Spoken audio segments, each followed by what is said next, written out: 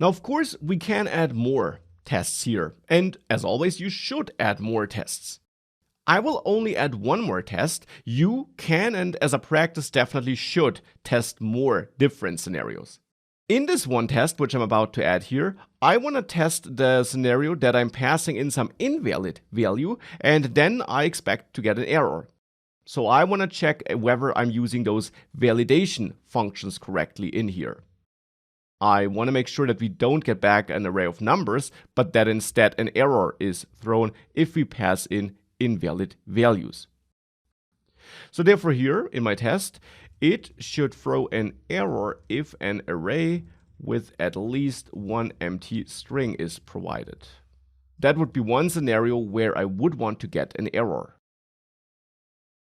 For this, I'll again arrange my number values array here, where the first value is actually an empty string, which of course can't be converted to a number and which should fail validation.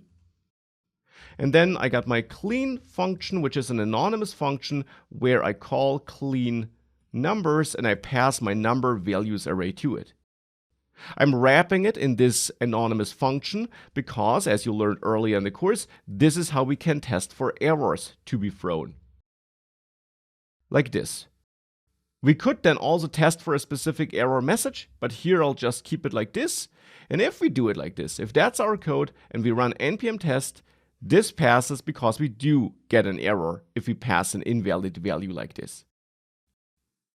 Now, as mentioned, that's just one other test we can add here. You should definitely add more, also for practice purposes, but I don't want to repeat those concepts we already learned over and over again. Instead, I want to move on to some new concepts, and of course, the introduction of tests that test multiple functions at once and that test the correct combination of functions is such a new concept you should be aware of. And it doesn't really matter whether you call it an integration test or some other kind of test. These are tests you should also write because the combination of functions is something that can be done incorrectly. And if you only test functions standalone, you can therefore run into problems.